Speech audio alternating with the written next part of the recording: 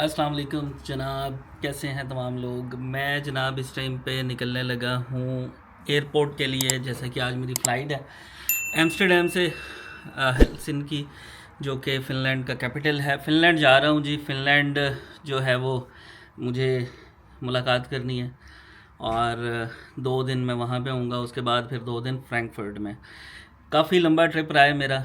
UK से शुरू हुआ, पाकिस्तान से बेसिकली शुरू हुआ। पाकिस्तान से मैं यूके गया, यूके से यूके में लंदन उतरा, लंदन से मैं मैनचेस्टर गया, मैनचेस्टर से मैं वेल्स गया, वेल्स से वापस मैं लंदन आया, लंदन से फ्रैंकफर्ट, फ्रैंकफर्ट से एम्स्टर्डम और एम्स्टर्डम से अब फिर मैं फ़िनलैंड जा रहा हूँ हेलसिंकी। वहाँ से आगे यूएनसू जाऊँगा, यूएनसू से जो है वो मैं फिर दोबारा फ्रैंकफर्ट आऊँगा और फ्रैंकफर्ट से फिर मैं पाकिस्तान वापस जाऊँगा। इतना लंबा ट्रिप रहा है और अब तकरीबन मुझे निकले हुए घर से तो 10 दिन हो चुके हुए हैं, ठीक है।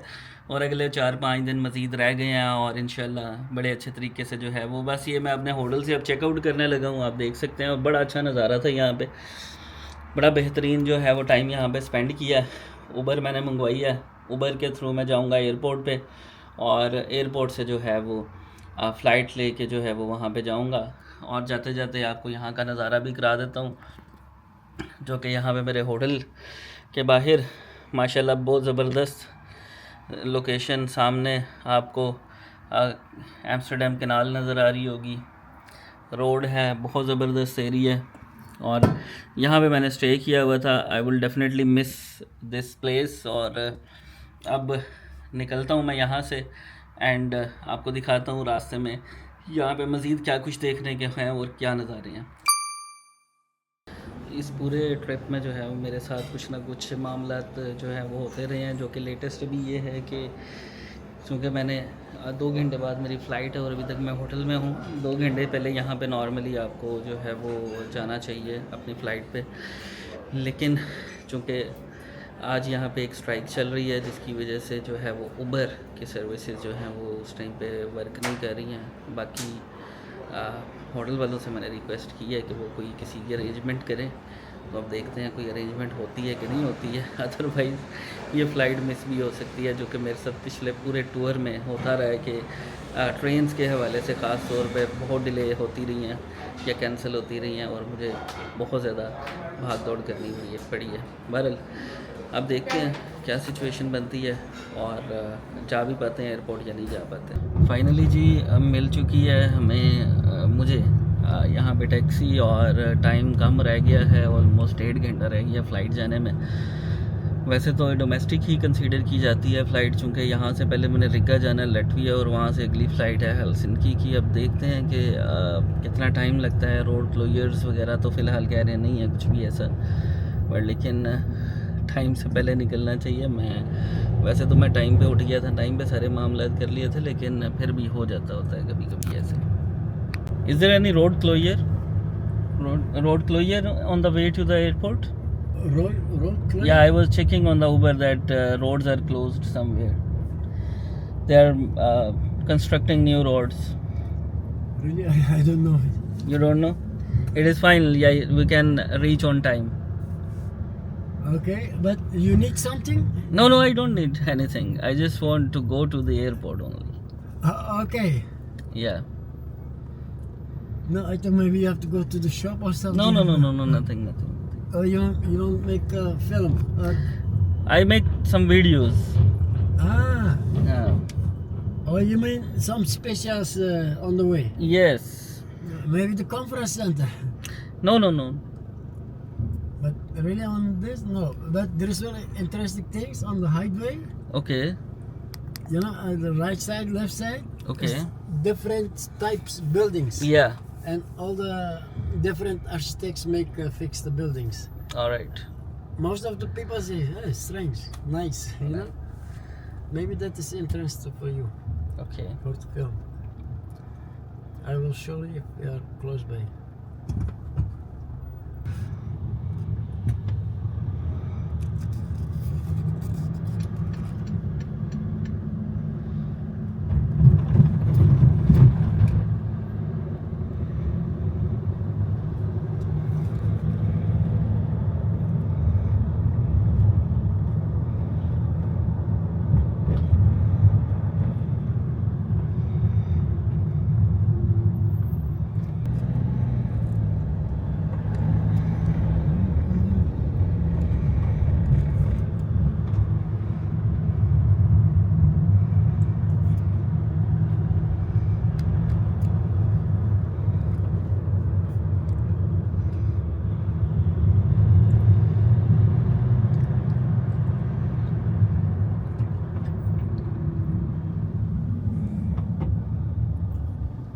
This one is hotel. This one is which hotel? Ni Hao. Ni Hao. Okay. Chinese hotel. Yeah, that's the name. Ni Hao. Very good constructed hotel. Yeah. Yes. There is also, look on the left side. Yeah. There's a Motel 1. Motel 1. This is Ni Hao. You know all the hotels here. Most of the hotels, yes. You're living here from last 20 years? 48 years. 48 years? Yeah. You don't go to Turkey? Just for holiday. Just for holiday? Okay. I have been to Turkey once. I went to Istanbul. Istanbul. Yeah, Istanbul Yes. is more for shopping, you know. Yeah. As a restaurant, full of restaurant. Full of restaurant, yes.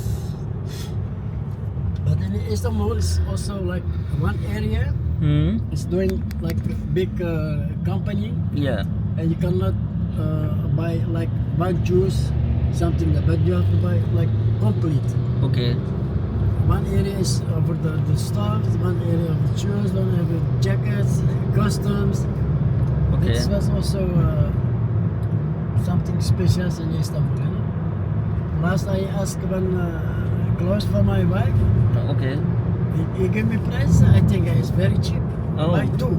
Okay. And then he said to me, sir, you cannot buy one. You have to buy all the series. You know, Oh. like S, M, L, Okay. L, H.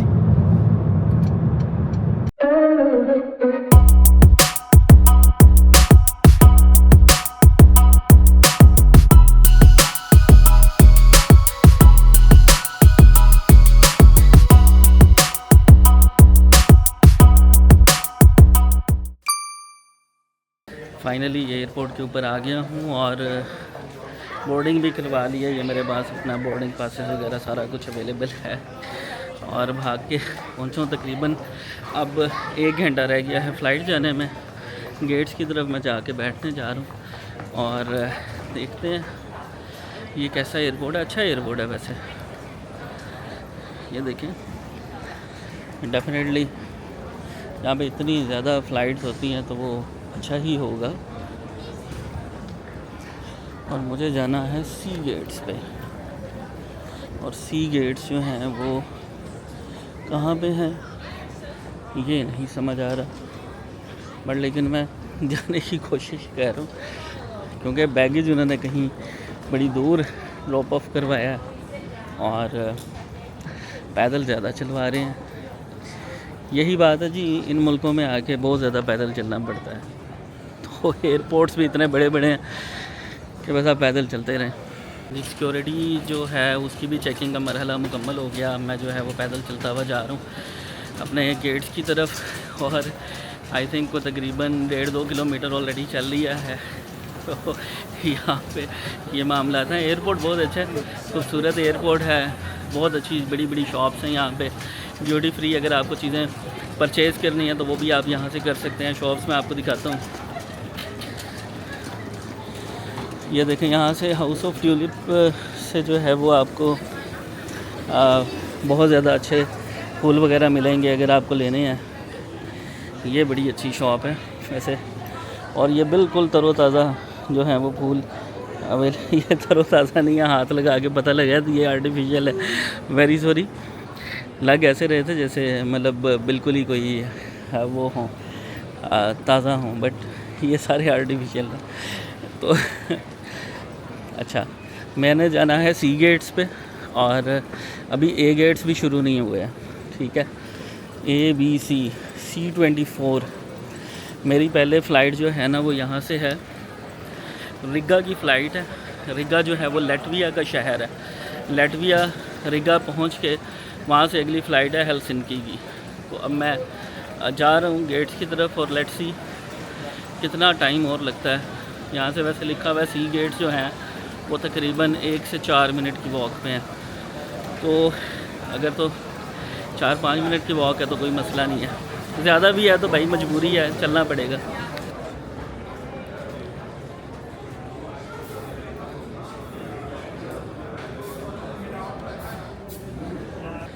आप अगर ख़ुद late हो जाएं तो वो एक अलग issue है, लेकिन कहीं बैठ के आपको वेट करना पड़े ना तो वो वेट नहीं हो रहा होता है। जैसे अब तकरीबन आधे पौने घंटे से बैठे यहाँ पे वेट कर रहे हैं। फ़्लाइट का जो है वो टाइम होने वाला है बट अभी जो है वो उन्होंने बोर्डिंग शुरू की है, तो आहिस्ता आहिस्ता जो है वो प्लेन में जाएंगे। बट ये इंतज़ार वाला जो टाइम होता है ना, ये बड़ा ख़राब होता है, जो बैठ के वेट करना पड़ता है। आप लोगों का क्या एक्सपीरियंस है वो शेयर कीजिएगा।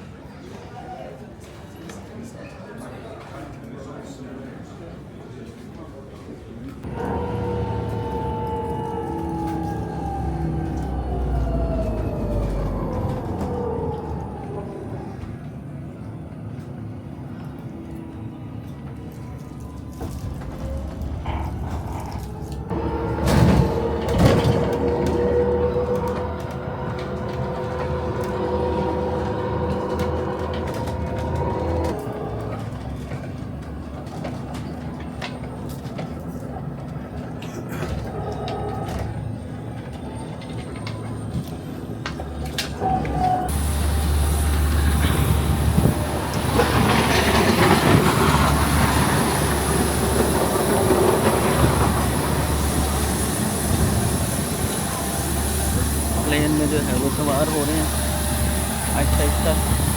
काफ़ी टाइम लग गया है, मुझे लगा मैं लेट हो गया हूँ यहाँ पे, लेकिन इनकी फ़्लाइट्स, ट्रेन, सारा कुछ ही डिले होता है यूरोप में। कौन ऐसा कहता है कि डिले नहीं होता। मॉर्निंग।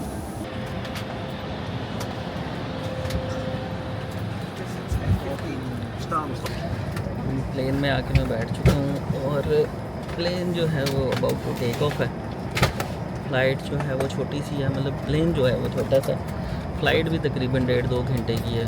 और यहाँ से जब मैं पहुँचूँगा पहले रिगा, और रिगा से जो है वो हेलसिंकी जाऊँगा। रास्ते में जो है वो आते हुए काफ़ी, यहाँ पे काफ़ी बड़ा एयरपोर्ट है, इतने सारे जहाज़ डिफरेंट एयरलाइंस के लगे हुए हैं। डेफिनेटली यूरोप का बिजीएस्ट एयरपोर्ट है, तो यहाँ पे ऐसा ही होगा बिल्कुल। और अभी देखते हैं फ़्लाइट किस तरह की होती है, क्या मामला होते हैं।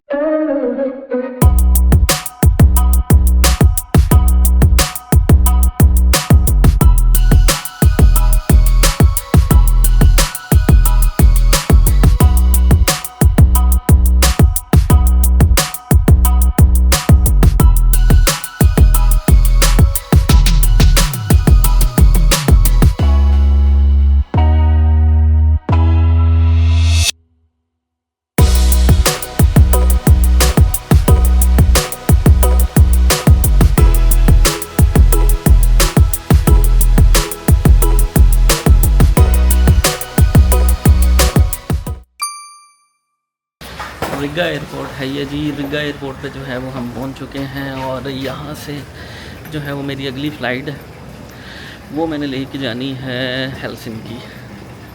हेलसिंकी की अगली फ़्लाइट है, और गेट्स मैं जाके देखूँगा कि कहाँ पे है। उतरते साथ ही सामने गेट है दूसरी फ़्लाइट का। ये सबसे अच्छा कनेक्शन है कि फ़ौरी तौर पे आप जो है वो अगली फ़्लाइट में जो है वो चले जाते हो। तो अब मैं अगली फ़्लाइट, ये मेरे पीछे से लोग बोर्ड कर रहे हैं, जा रहे हैं, तो मैं भी जाने लगा हूँ। Uzmanību personīgs uzaicinājums visiem pasažieriem, kuri izlido ar Air Baltica reisu PT303 uz Helsinkiem. Lūdzam nekavēties doties uz iekāpšanas sektoru B4 Air Baltica Helsinki B4. ये जो है ना वो ऑलमोस्ट 1 घंटे की फ़्लाइट है। 1 घंटे की बाद जो है ना वो मैंने हेलसिंकी पहुंच जाना है। फटाफट दूसरी फ़्लाइट से, उस फ़्लाइट से निकल के इस फ़्लाइट में आ गया हूँ मैं, और अब जो है वो आगे बोर्डिंग हो गई भी है, बस फ़्लाइट में जा रहा हूँ। और सीट भी जो है वो अगेन मुझे ऑटोमेटिकली विंडो सीट मिली है, जो पहले भी मिल गई थी।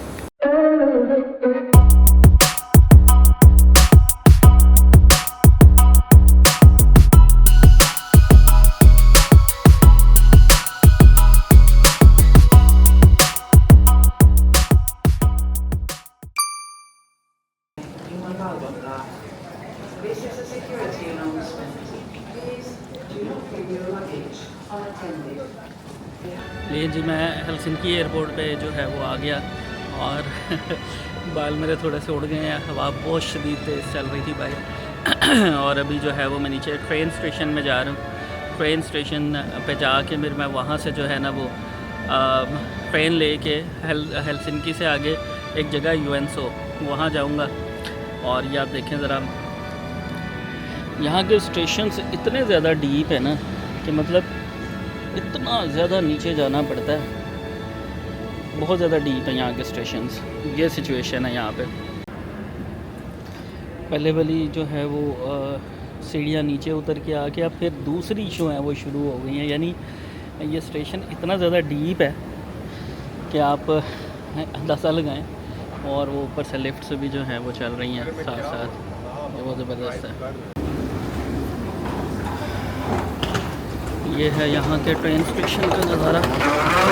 और लोग जो हैं वो यहाँ पे काफ़ी सारे, जो कि एयरपोर्ट साथ में है तो एयरपोर्ट से उतरते हैं तो यहाँ पर आ जाते हैं। अब जो है वो मैं यहाँ पे आ गया हूँ। आई डोंट नो कि वो वाली ट्रेन कहाँ पे आके लगेगी, लेकिन देखते हैं, लेट्स सी।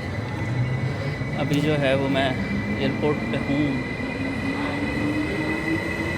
ये देखिए, ये यहाँ पे स्टेशन है सामने जो है वो, उन्होंने उसके बारे में भी लिखा हुआ है कौन सी स्टेशन जो है वो, कौन सी ट्रेन जो है वो किस यहाँ से जाएगी और कौन कौन से स्टेशन पे जो है वो रुकती जाएगी। टोटल 28 मिनट की ट्रेन होती है। ओके, ये है सारा मामला। जो रश जो है वो वहाँ पे देखा था जर्मनी में या एम्स्टर्डम में, वो इस तरह का रश यहाँ पे फ़िनलैंड में नहीं है। यहाँ पे ज़ाहिरी बात है ये वाले जो मामला था वो इसलिए कम है क्योंकि वो कंट्रीज़ जो हैं वहाँ पे टूरिज़्म बहुत ज़्यादा होती है। यहाँ पे भी होती है बट इतनी नहीं होती है। अभी मैं ट्रेन स्टेशन पे खड़ा हूँ, लोग ट्रेन के ही वेट में है, जबकि मैं जब उधर था फ्रैंकफर्ट में तो बहुत ज़्यादा रश था, बहुत ज़्यादा। वो वैसे भी यूरोप का बिजीएस्ट जो है वो एयरपोर्ट है। हमें ट्रेन जो है वो अराइव हो चुकी है। यहाँ से पहले मैंने जाना है तिकुरिला, एक जगह है तिकुरिला, वहाँ पे जाना है। और वहाँ से आगे जो है वो फिर लॉन्ग डिस्टेंस की जो ट्रेन्स होती हैं वो होंगी और उस पे जो है वो मैं ट्रैवल करूँगा।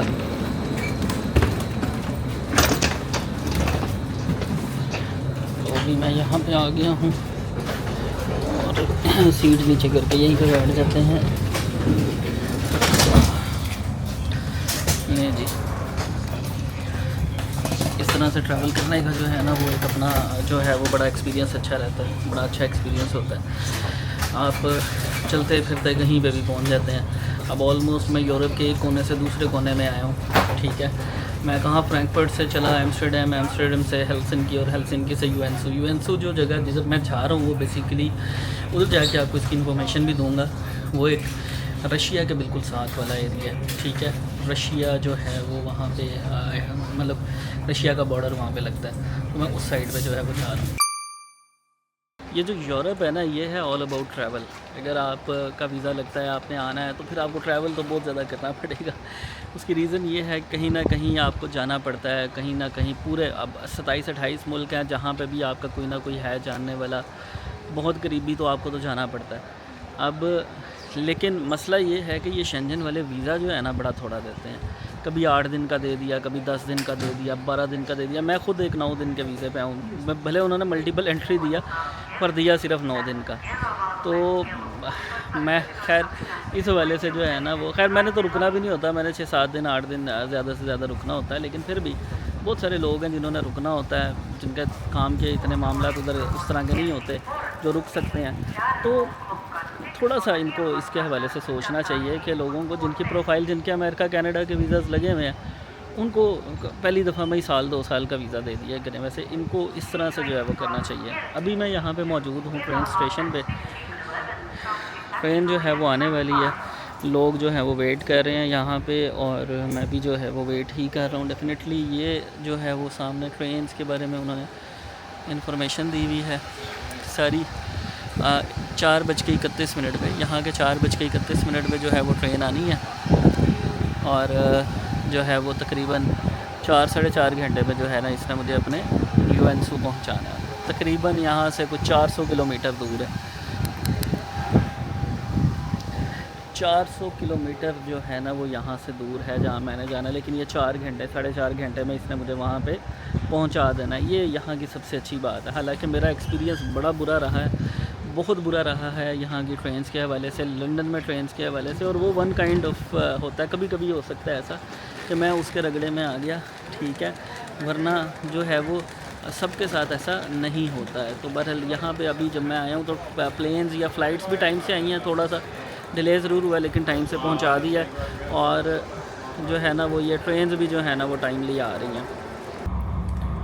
ट्रेन जो है वो चलने लग गई है, ट्रेन में मैं मौजूद हूँ और जो है काफ़ी लंबा रास्ता है यहाँ से, 5 घंटे का, 4.5-5 घंटे लगने हैं। तो फ़िलहाल जो है वो कंफर्टेबल है और लोग भी बड़े सुकून से बैठे हुए हैं, आवाज़ें नहीं कर रहे हैं, शोर नहीं कर रहे हैं जैसे हम लोग करते थे। एक आधे बच्चे का शोर आपको नज़र आ रहा होगा, शोर सुनाई दे रहा होगा, बाकी खैर बाकी बड़े आराम से जो है वो लोग कर रहे हैं सफ़र। और ये बड़ा खूबसूरत सफ़र है, आपको रास्ते में इसके शॉट्स भी मिलेंगे।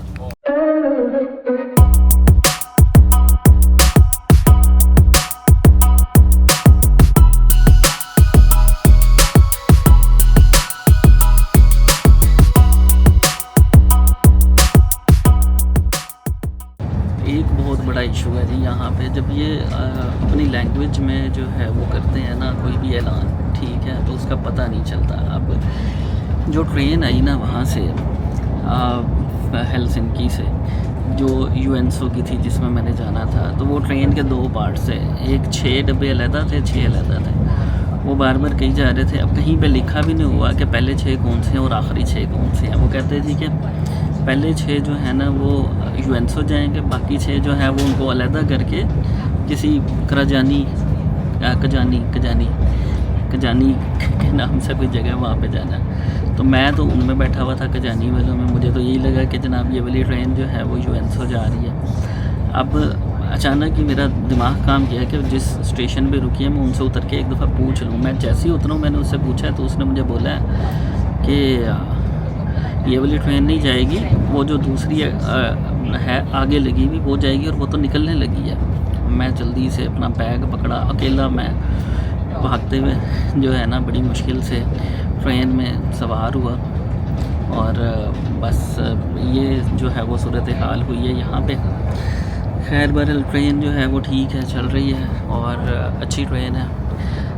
स्पीड बहुत ज़्यादा है इनकी। जो पहले चलती हुई आ रही थी वो तकरीबन 200 किलोमीटर फ़ी घंटा की रफ्तार से आ रही थी। ये अभी देखें बाहर, ये तकरीबन अभी 137 किलोमीटर फ़ी घंटा की रफ्तार से जो है ना वो ये चल रही है। और नज़ारे बस बाहर ये हैं कि यहाँ पे साथ जब से ये ट्रेन जो चली है ना, यहाँ पे जंगल ही जंगल है। रास्ते में आपको जंगल ही नज़र आएगा, बड़े बड़े दरख्त हैं, पहाड़ भी थोड़े बहुत आते हैं, बट जंगल ही जंगल है ये सारा का सारा फिनलैंड। तो बहरहाल ये भी एक नया एडवेंचर था। जितने भी ज़्यादा एडवेंचर्स हो रहे हैं मेरे साथ यहाँ पे इसी ट्रिप के ऊपर हो रहे हैं।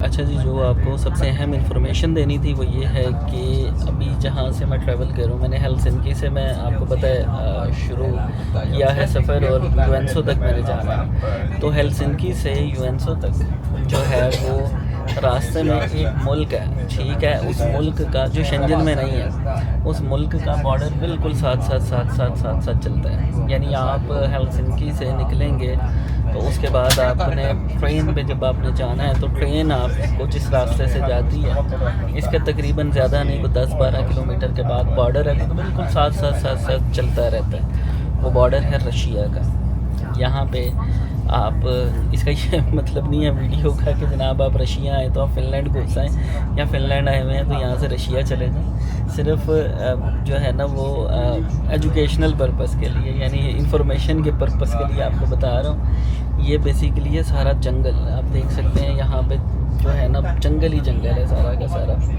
तो जंगल से ज़ाहिरी बात है आप कैसे जो है वो आगे पीछे हो सकते हैं। तो ये फ़िनलैंड में भी है और साथ रशिया में भी है।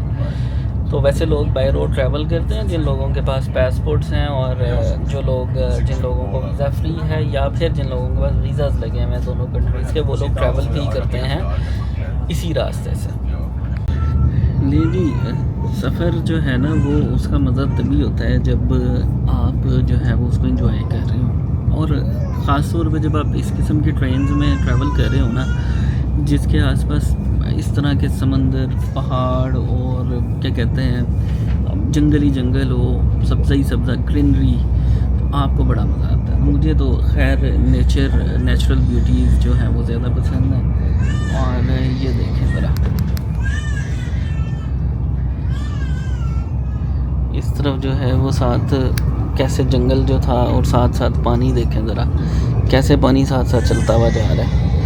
ये कोई नहर टाइप ही है या कुछ ऐसा ही है। बहरहाल तो ये बात है, जब यही बात मैं आप लोगों से कह रहा था कि आपको जो है ना वो अगर तो इस तरह का रास्ता मिलता है, इस तरह के मामलात मिलते हैं, तो फिर तो आपको सफ़र करना चाहिए। यूरोप की यही सबसे अच्छी बात है कि आपको जो है वो नज़ारे बड़े खूबसूरत मिलते हैं यहाँ पे। हालांकि मेरे बाल सफ़ेद हो गए हैं यहाँ पे आके लेकिन नज़ारे करने हैं तो यूरोप आए।